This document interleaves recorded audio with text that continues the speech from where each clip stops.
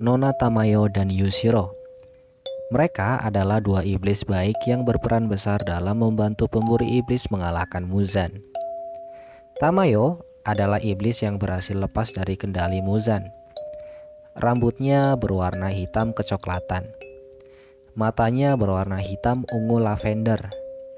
Tinggi serta berat badannya adalah 150 cm dan 40 kg. Lalu, Yushiro. Dia adalah satu-satunya seorang manusia yang dijadikan iblis oleh Tamayo. Rambutnya hijau kehitaman. Matanya berwarna seperti bunga lavender. Tinggi serta berat badannya adalah 157 cm dan 51 kg. Meskipun mereka adalah iblis, mereka tak pernah memangsa manusia. Tapi sebagai gantinya, mereka membeli darah manusia untuk memenuhi kebutuhan nutrisi tubuhnya. Nah, kira-kira seperti apa sih masa lalu mereka? Oke sob, mari kita simak bersama kisah hidup Nona Tamayo dan Yushiro yang akan Mimin ceritakan secara lengkap dan jelas. So, welcome to Ops Anime.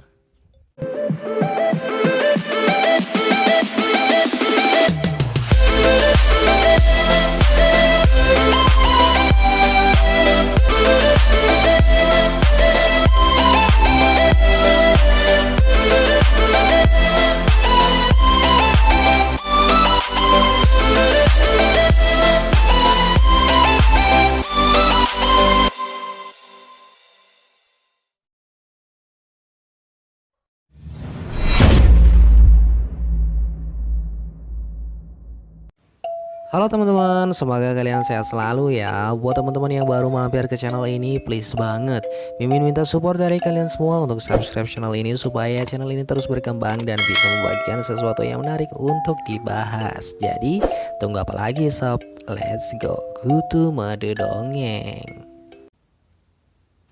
Dahulu, Tamayo adalah seorang wanita biasa yang telah mempunyai suami dan anak. Mereka adalah keluarga yang hidup dengan harmonis. Akan tetapi, Tamayo mengidap penyakit yang membuat dirinya tak bisa bergerak dengan bebas dan harus banyak-banyak beristirahat. Meskipun begitu, suami serta anaknya yang masih kecil sangat menyayangi Tamayo dengan hati yang tulus. Mereka tak pernah mengeluh meskipun Tamayo harus sering-sering berbaring di kasurnya. Tamayo sangat bersedih, serta ia ingin sekali sembuh dari penyakitnya supaya bisa melayani suami dan membesarkan anaknya seperti seorang wanita pada umumnya. Namun, kini ia harus sabar menerima takdirnya. Telah lama Tamayo mengidap penyakit dan ia belum menemukan obat yang cocok untuk menyembuhkan penyakitnya.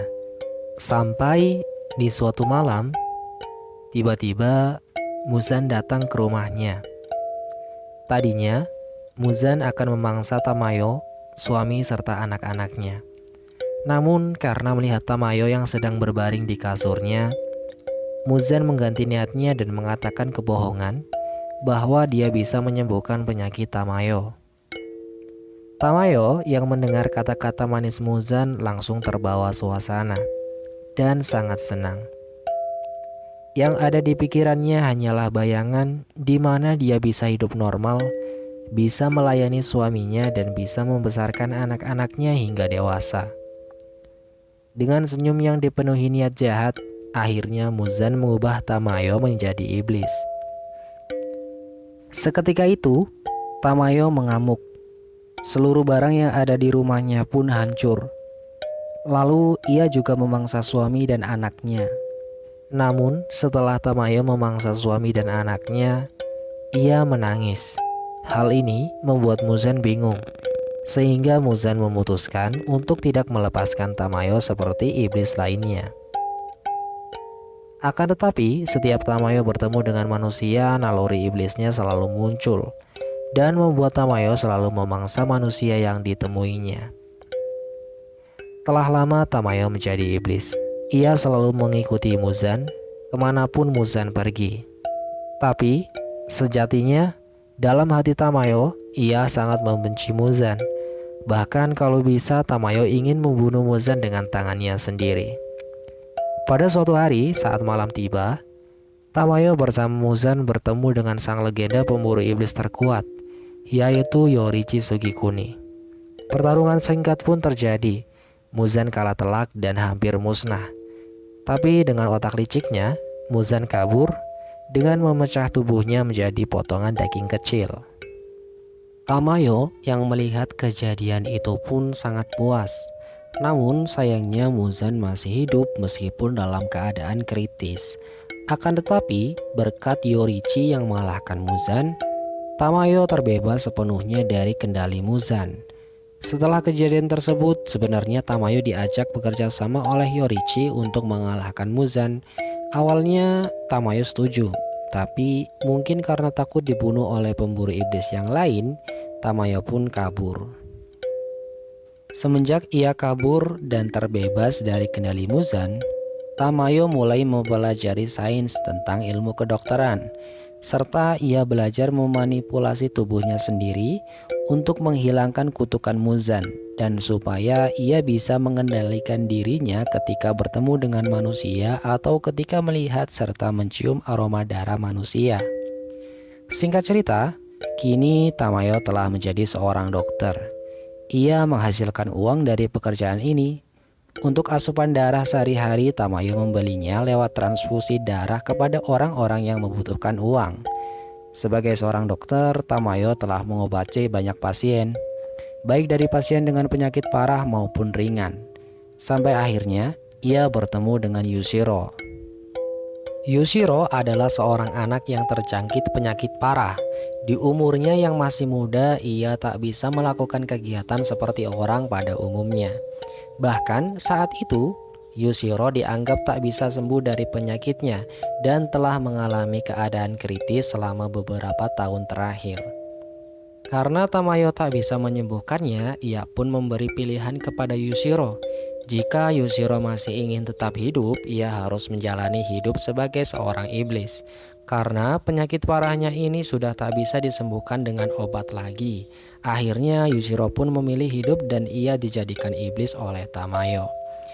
Setelah menjadi seorang iblis, Yushiro menjadi asisten Tamayo. Kemanapun Tamayo pergi atau mengobati pasien, Yushiro selalu bersamanya. Telah lama mereka melakukan pekerjaan tersebut. Sampai pada suatu malam, Tamayo dan Yushiro bertemu dengan Tanjiro di kota Asakusa yang sedang menangani iblis karena ulah Muzan. Mendengar tekad dan perkataan Tanjiro, Tamayo pun menolong Tanjiro serta berinisiatif untuk membantu Tanjiro membuatkan obat yang bisa mengubah Nezuko kembali menjadi manusia. Namun dengan syarat Tanjiro mau memberikan sampel darah Nezuko dan sampel darah iblis bulan atas. Demi Nezuko, Tanjiro pun menyetujui syarat tersebut. Lalu Tanjiro dan Nezuko kembali menjalankan tugasnya memburu iblis ke tujuan selanjutnya. Sambil menunggu datangnya sampel darah iblis bulan atas, Tamayo dan Yushiro kembali menjalankan rutinitasnya menjadi seorang dokter. Serta di sela-sela waktu tertentu, Tamayo juga meneliti darah Nezuko. Kegiatan ini berjalan setiap hari. Untuk menjaga identitasnya sebagai iblis, Tamayo dan Yushiro juga sering berpindah-pindah rumah. Hampir 2 tahun Tamayo menunggu. Akhirnya datanglah sampel darah iblis bulan atas, yaitu milik Daki dan Gyutaro. Dengan ini, Tamayo bisa melakukan penelitian yang lebih dan ia berhasil membuatkan obat untuk mengubah iblis menjadi manusia kembali. Obat ini pun langsung diuji cobakan kepada orang yang diubah menjadi iblis oleh Muzan di kota Asakusa. Walhasil, obatnya pun manjur. Iblis tersebut kembali menjadi manusia, meskipun memerlukan waktu beberapa hari. Mengetahui hasil tersebut, Tamayo segera membuatkan dosis yang lebih efektif untuk diberikan kepada Tanjiro.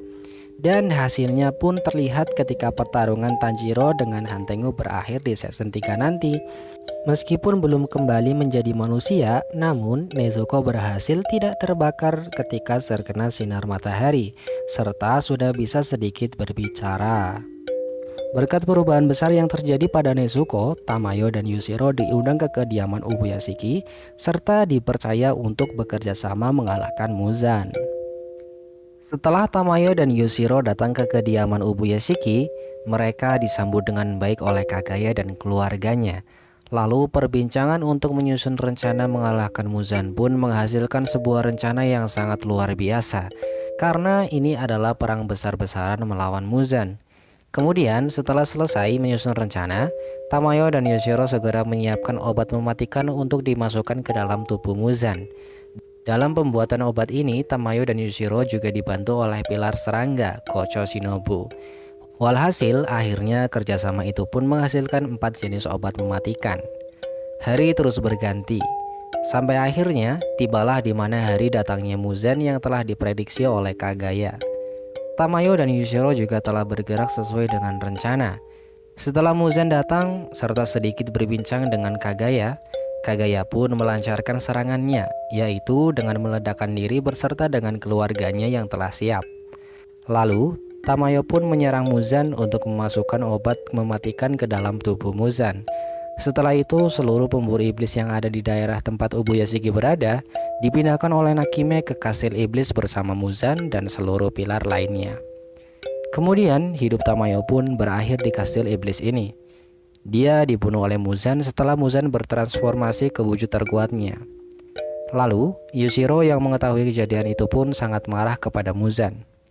Ia pun bekerja sama dengan Iguro Obanai dan Mitsuri Kanroji supaya bisa mengendalikan Nakime dan memindahkan semua pilar ke tempat Muzan berada, serta memindahkan kastil iblis ke tempat di mana matahari dapat memancarkan cahayanya dengan jelas. Yushiro membantu pemburu iblis dengan segenap kemampuannya, sampai Muzan dikalahkan.